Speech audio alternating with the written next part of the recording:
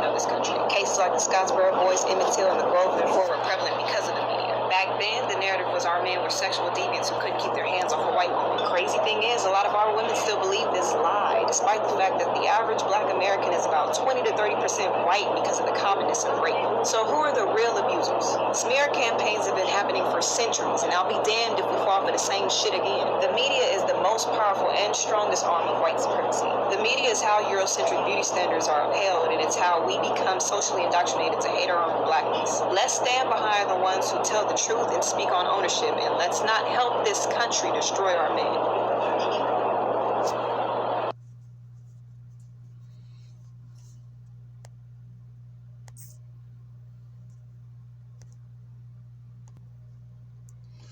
Shalom, this is Kapaya, aka Pops, out of GMS Chicago with another sit down.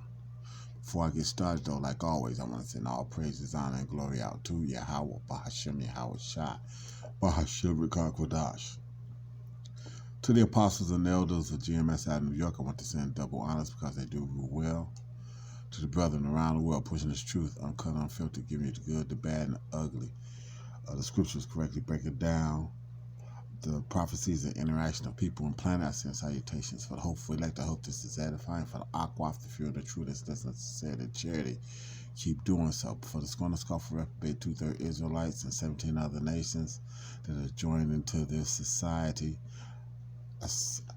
you're in the midst of Jacob's trouble, and it's only going to get worse. Okay, so you saw what I had started this off with as far as TikTok and what the young lady was saying. And now I've got something here, a little 9-minute clip or so, with Bill Cosby and what he's going to be saying, or what they're going to be saying about Bill Cosby. I'm going to put some scriptures in the midst of this.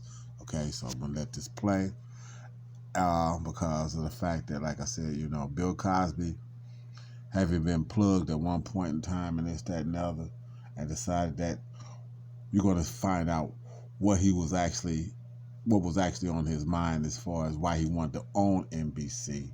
On some level, and as they say, the powers that be. So when you know people talk about black empowerment and all these other kinds of things, first of all, there is no black race.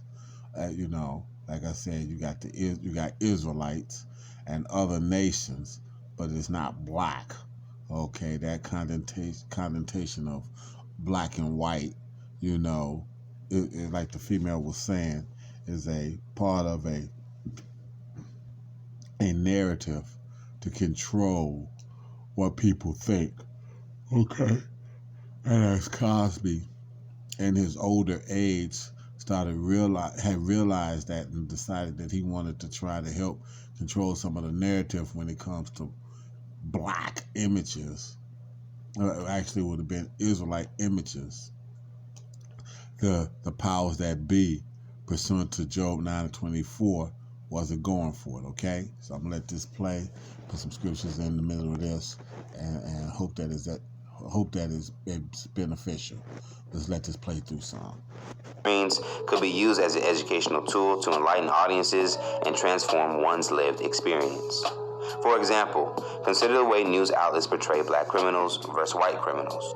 Black criminals are often painted as thugs and vilified, while white perpetrators are portrayed sympathetically and are given the benefit of the doubt, which is why Cosby hired Harvard psychiatrist Alvin Pasquant to consult on projects he produced, including A Different World, the short-lived sitcom Here and Now, and The Cosby Show, to ensure his work did not contribute to ideas of black inferiority.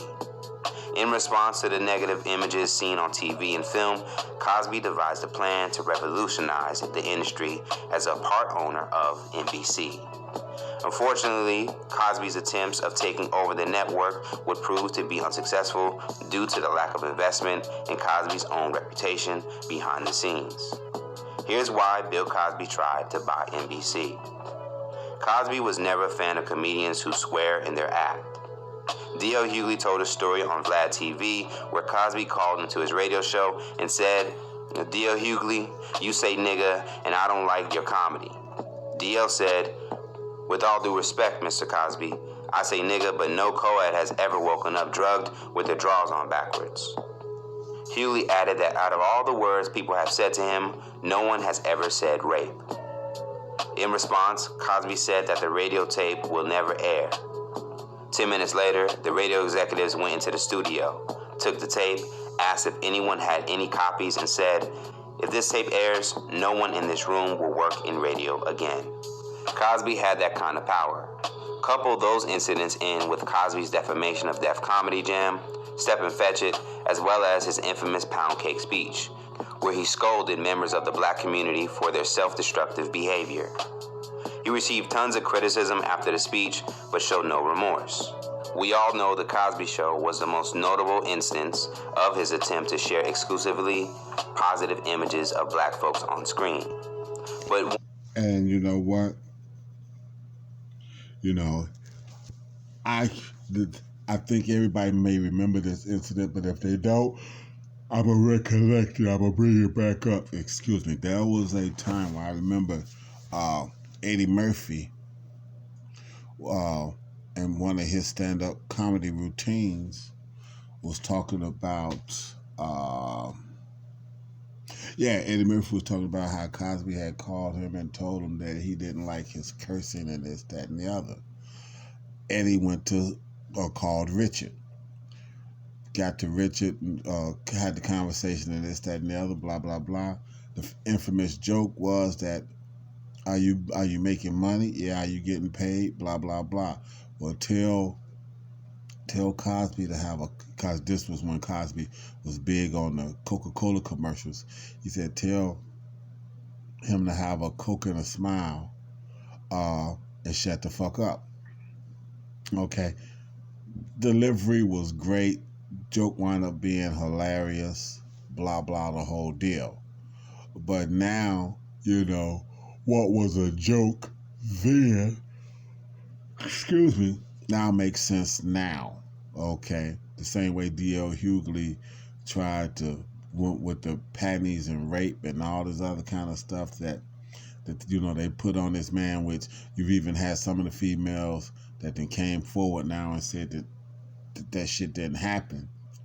And whatnot. What it was they didn't want him to have that kind of power of the narrative. You know, that we talk about that all the time, you know. Here at GMS, we talk about the narrative. And this Edomite wanting to control the narrative, and which is one of the reasons why pages are getting shut down and things of this nature. Like my Skid Row page is on freeze right now. Okay, so that's why I'm coming off of this page on doing this and trying to figure out other pages I'm gonna wind up having to upload on, you know, for the next couple weeks or whatever. Anyway, long story short, they do control the narrative. You know, right now you got a big push here in YouTube, you know, about, you know, medical misinformation, but then you have but the medical misinformation is coming from doctors themselves. You know, a lot of the medical stuff that I use for my videos is from medical professionals themselves. Okay, so it isn't me quoting misinformation. It's me using information that medical doctors are putting out there as scientific, followed up, backed up facts that they saying is misinformation because it goes against the narrative of what they want to push. So this is all this coming into play. But like I said, they don't want you to deal with that because of the fact that let me give you a couple scriptures real quick. Okay, it says this. See if I can find a scripture real quick. Let's see. Two scriptures. Job 9:24. It says that the earth is given into the hands of the wicked. So this is through his prophet Job. Okay. But it says the earth is given into the hands of the wicked. He covereth the face of the judges thereof. If not, where and who is he?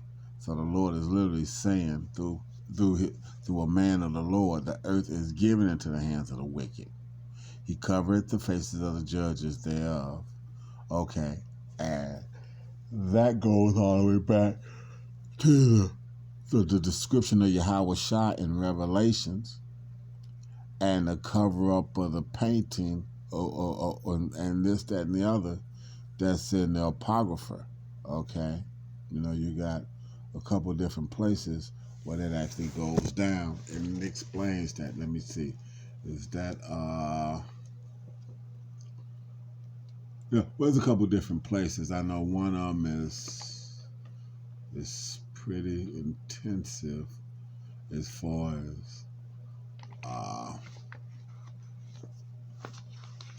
giving you a full account of the whole delivery and why it happened, and a father grieved with his son's early death, went and had a painting that was done, and the whole deal.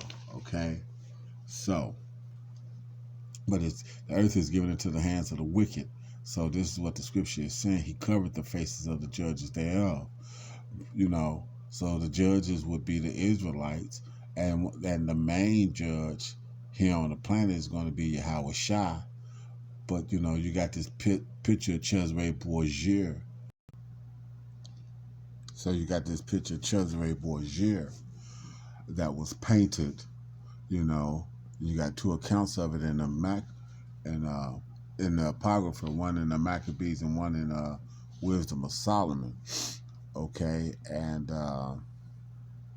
let's deal with the one that's here in the Maccabees first. This is Maccabees 3, and I'm going to start at 46. Wherefore the Israelites assembled themselves together and came to Maspah over against Jerusalem, for in Maspah was the place where they prayed aforetime in Israel. Then they fasted that day and put on sackcloth and cast ashes upon their heads and rent their clothes, and laid open the book of the law, wherein the heathen had sought to paint the likeness of their images. Okay, so this be the book of the law, where the scriptures would be, things of this nature. They had went to paint the likeness of their picture, which is a more detailed thing in Wisdom of Solomon in the 14th chapter. Okay, 14th, 15th verse or so, going in and breaking that down and these things. Okay, so with that having been said, this Edomite has always wanted to control the narrative. Okay, to the point that he hired top artists of the time like Michelangelo and Leonardo da Vinci and these types of things to paint these pictures and put this image up of Cesare, which goes totally against Yahweh Shai and his imagery, to the point that Yahweh Shai, because this all happened during the 400 years between the Old Testament and the New Testament. This stuff that I'm pulling out that comes out of the Apocrypha and these types of things, this is the 400 years or so in between these types of things. Okay, and with that having been the case, by the time John was on the Isle of Patmos, okay, and these types of things, see, this stuff had occurred. So John was going to be given a revelation, and one of the revelations that he was given was the imagery of Yahweh Shai. Okay, so when that vision was given him, and the breakdown of Yahweh Shai and what he looked like and all that other kind of stuff, that was, as the scripture says, the things written aforetime was for our learning.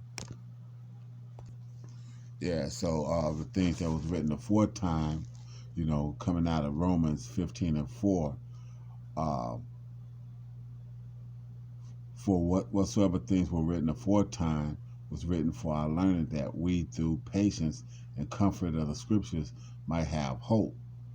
Okay, so see, if our hope was still laid up in Cesarea and that imagery and this, that, and the other, then, like I said, who did he come to save then? He didn't come to save us because he would be looking like them. But he came to save us because he looks like us, because of the fact that leprosy thing that would have been would have got lost in the translation because of that, because of that this drawings and whatnot that was done in Wisdom of Solomon, would have influenced us as it did, as it actually did, because you saw that in Good Times how the old lady, the mama, couldn't let go of the imagery of Jesus, even though Michael read out of her own book that it said that he had the skin like burnt bronze, the white woolly hair, and the whole deal. So, controlling the narrative. Cosby was trying to have some input on the narrative and the imagery of Israelites, mainly the so-called Negro, which is the tribe of Judah, Benjamin, and Levi.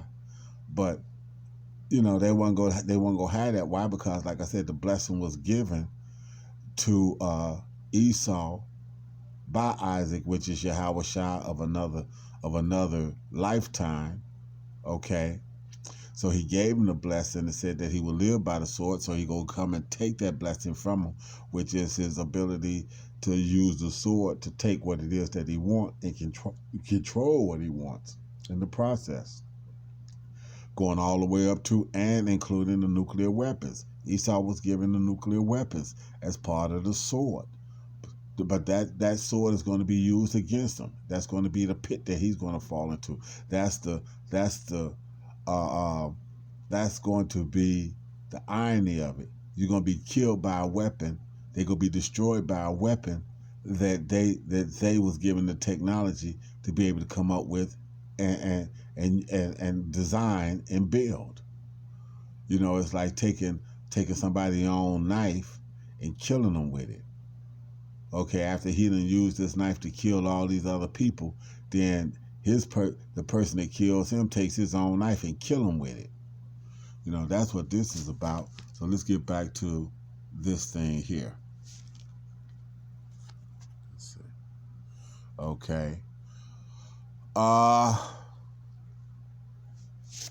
Let me see. Do I want to make that account? Nah, y'all. I think I came close enough with the Wisdom of Solomon 14 and going to about the 14th or 15th verse, that if you really want to know that whole account, reading it through, you can follow it up on your own and go read that. But let's go back to what this is about, this Cosby thing. Okay, so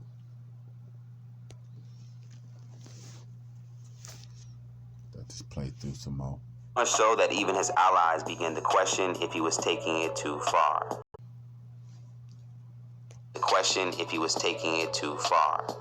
Here and Now, starring Malcolm Jamal Warner, was a story of a psychology grad student who worked as a counselor at a Manhattan youth center. Cosby hoped the show would help reduce alarming rates of violent crime that made homicide the leading cause of death for black men under 25.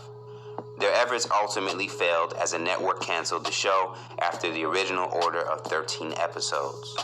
Even Cosby Show co-star Felicia Rashad thought Here and Now was too earnest, and NBC found its funny to social relevance ratio completely off. Some would cite Here and Now's cancellation as the social to funny ratio completely off. I remember watching this show, and I kind of actually liked it. Okay, on some level, because it did try to tackle some issues and things of this nature. Okay, but its social to funny ratio was off. And what they didn't think it was funny enough. They didn't think it was funny enough. It wasn't buffoonery enough. It wasn't JJ Dynamite enough to be able to be considered and taken serious by them. Like I said, I did a video a while back where I said that all we are is entertainment to them. And I think I used some of Blood and Bone video for illustration of that, because the guy goes into the so-called big man in that video, you know, the Edomite that's got some juice and got friends that got juice type of thing, basically said besides them jumping high and running, us jumping high and running fast and this, that, and the other, that they would have no reason to hang around us. They like watching us do these things, but we're not. But we not this or we not that. And why would he want to hang out with somebody like this? He wasn't speaking to Michael John White. He was speaking to the other guy that played the Howling Wolf thing in Cadillac Records as well. You know, he played Howling Wolf in Cadillac Records. He was speaking to that character, that gentleman. So in return, like I said, we are just considered minstrels and whatnot. And I've done several videos where I talk about that, you know, Sammy Davis tap dancing and this, that, and the other, and how he did it for bass people, you know, that right there. So, you know, that I had my kick where, you know, that really jumped out at me, and I put a couple videos together on things of that nature as well. So this is all stuff that is here in the now. Okay. So when they talk about, so when, you know, when you come up to one of our camps or whatever the case might be, one of the GMS camps, talking about what we need to do and black empowerment and all this other kind of stuff, again, the first thing we're going to tell you is you're not black. Okay. You're either from the tribe of Judah, Benjamin, or Levi, or you could be one of the Northern Kingdom, or you could be a part of the speckled bird because of the fact that you're going to look like some of these other nations, but these scriptures are ringing true to you. So we try the spirit by the spirit and see what you're on. But this is what I'm saying, you know, this narrative as it is, they want it's for them to control at this point in time, and that's why the famine of the word is going to be part of the prophecies that's going to be fulfilled because of just that. Because of just that. Because they are not going to be able to sit down and truly think that they can finalize this massive global takeover accumulating into Revelation 13 and 16 and 14. Okay.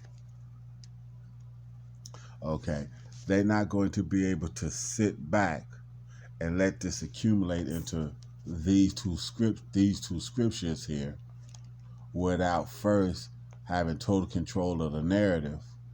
And the only way they're going to gain total control of the narrative back, because see, they didn't have YouTube and things back then, so the narrative was controlled through the radio stations and the TV media. But YouTube came on scene and opened all that up, and so now they're gonna wind up shutting this all the way down and that's gonna bring the famine of the word, in the process. Man, just lost that train of thought. What was I thinking? Okay, so you know they want to control this narrative, and you know they want to be able to get to this part of the equation. Okay. And he causeth all, both small and great, rich and poor, free and bond, to receive a mark, charagma. Okay, a stamp imprinted mark, the mark stamped on the forehead of the right hand as the badge of the followers of the Antichrist. Blah, blah, blah. The mark branded upon horses, carved, sculpture. Okay. There's many, first of all, it ain't a Antichrist, it's many Antichrists. Okay. And basically, what is going into is this. Correct. A pail of steak, okay, a pail or steak, like staking a claim, okay, which is going to be that little piece of micro technology that could look like that of a that could be or could come off across as looking like that of the piece of grain or rice that's going to be put in between, you know, your forefinger and your thumb on either hand, or it could be some other micro technology that they're going to use to interlock or interface your brain with the internet. Because it says both small and great, rich and poor, free and bond, to receive a mark in their right hand or in their foreheads. Okay? And that no man might buy or sell save he that hath the mark or the name of the beast or the number of his name. Here is wisdom. Let him have understanding. Count the number of the beast, for it is the number of a man, and his number is 600, 3 score. A score is 20, so 3 scores is 60 and 6. 666. 666. Okay, got everybody standing how far apart now? Observing how many feet between you all? You got 3 people standing in line waiting on something. You representatively got what number? 6 6 feet between 3 people would be read off as what? You know what I'm saying? Y'all don't understand how this man is playing. You know, you don't know how this man is laying it out. Okay. And Revelation 14:9, the third angel followed them, saying with a loud voice, if any man worship the beast and his image and receive his mark in his forehead or in his hand, the same shall drink of the wine of the wrath of the Most High, which is poured out without mixture into the cup of his indignation, and he shall be tormented with fire and brimstone in the presence of the holy angels and in the presence of the Lamb. Okay, so this is all this, and him wanting to promote, Cosby wanting to promote positive imagery. Cosby wanting to promote positive imagery goes against all those things that they're trying to accomplish. So no, like I said, you had Rosewood, you had Black Wall Street, you had the belt and this, that, and the other, these things here in Chicagoland. You had all these things, and these people, whenever we separated ourselves inside this society and tried to be self-sufficient, and show that we could actually do it and take care of ourselves in a much better sense, they come in and disrupt it. Okay? So no, they're not going to let that happen. And now they've gotten to the point where they're not going to even let the Joe Blow 6-pack Edomite have that. These elites are getting ready to are taking over everything. And that's just the bottom line of it. Because why they want to be able to sit down to their belly and go to fill it. Let me find that scripture for you. And I'm going to end it on that one. Okay, so like I said, when he's, this is Job 20:23. When he's about to fill his belly, God shall cast the fury of his wrath upon him and shall rain it upon him while he is eating. Okay? So like I said, when this man goes to sit down and think that he done completed it all, people are being chipped and this whole thing and all these other kinds of things, and it's going along according to plan, that he done raised his hand and started getting to these people. As it started coming to those people of the elect that's not supposed to receive that, the standard will be raised. And when he's about to fill his belly, the Most High shall cast the fury of his wrath upon him, and shall rain it upon him while he is eating. He shall flee from the iron weapon, them nukes, and the bow of steel shall strike him through. It is drawn and cometh out of the body, coming up out them silos, yea, the glittering sword cometh out of his gall, terrors are upon him. And even this Edomite is going to be terrified when they start coming out, especially Joe Sixpack, because of the fact that when they see them nukes raise up and start going up in the air, they know that if we sending ours off, somebody's sending theirs in. So they know that's the end of it. They show you that in commercials all the time. So Cosby wanting to so-called control the narrative goes against the plans of Yahweh Bashim Yahweh Shah, because this Edomite is going to be allowed to shut everything down or whatnot, which is going to be the famine of the word, which is a major prophecy that has to come to pass. So what the guy was trying to explain why Cosby was doing it, but I'm explaining why why it couldn't be successful anyway, because it goes against what Yahweh Bashim Yahweh Shai has absolutely got going. So I hope y'all find this, I hope that's edifying. I want to send all praises, honor, and glory out to Yahweh, Bahashem Yahweh Shai, Bahashem Kakodash, to the apostles and elders of GMS out of New York. I send double honors because they do rule well. For the brethren around the world pushing this truth uncut, unfiltered, giving you the good, the bad, and the ugly of the scriptures, correctly breaking down prophecies and interaction with people and planet, I send salutations. Hopefully elect, I hope that's edifying. Aqua, few and true that's listening sincerely and charity, keep doing so. Scorn the scoff for reprobate 2/3. Actually, all those first people I send salutations to. But scorn the scoff for reprobate 2/3 Israelites and 17 other nations, you're in the midst of Jacob's trouble. And for you all, I send out a hearty Abba Babal.